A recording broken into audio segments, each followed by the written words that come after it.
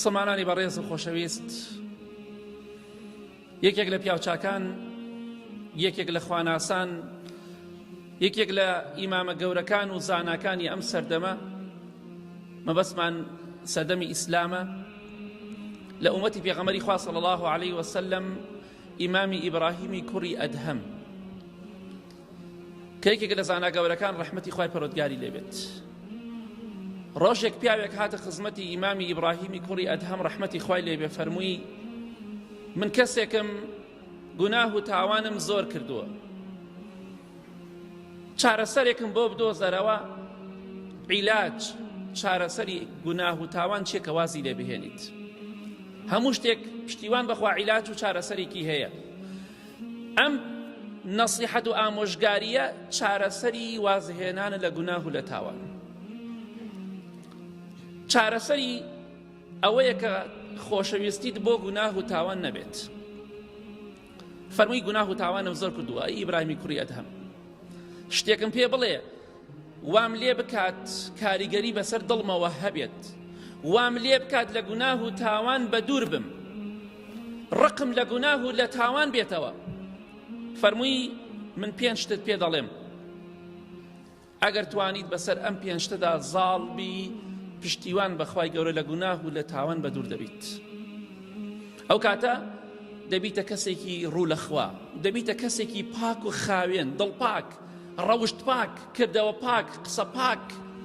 بەڵام ئەگەر ئەم 5 کردەوەیەت ئەم 5 خاڵە جێبەجێ کرد، فەرمووی دە پێم بڵێ بۆی تۆبە بکەم و بگەڕێمەوە لای خوا.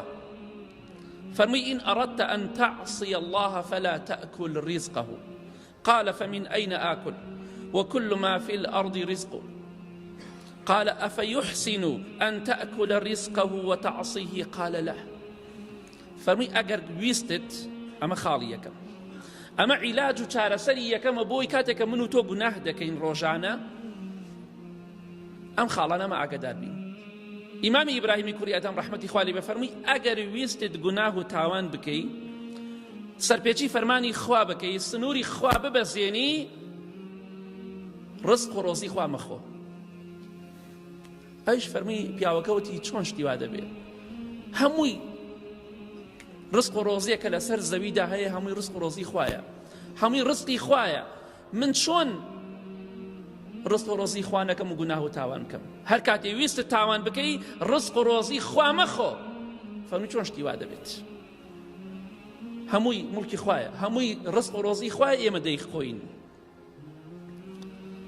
ئەویش فەرمووی ئیمامی ئیبراهیمی کوڕی ئەدەم ڕەحمەتی خوا لێ بێ فەرمووی ئایا جوانە بۆ تۆ؟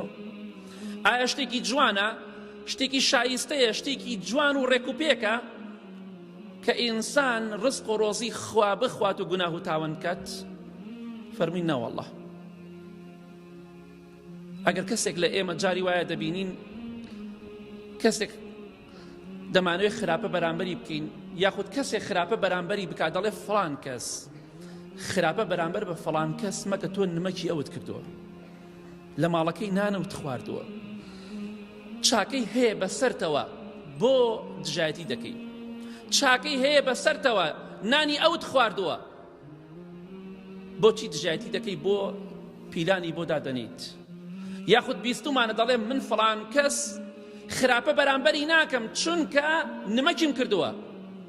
ئەی باشە ئێمە ڕۆژانە نمەکی نیعمەتەکانی خوا ناکەین؟ بۆچی بەرامبەر بە مرۆڤێک وەفات هەیە حەزەکەی سەرپێچی فەرمانەکانی نەکەی؟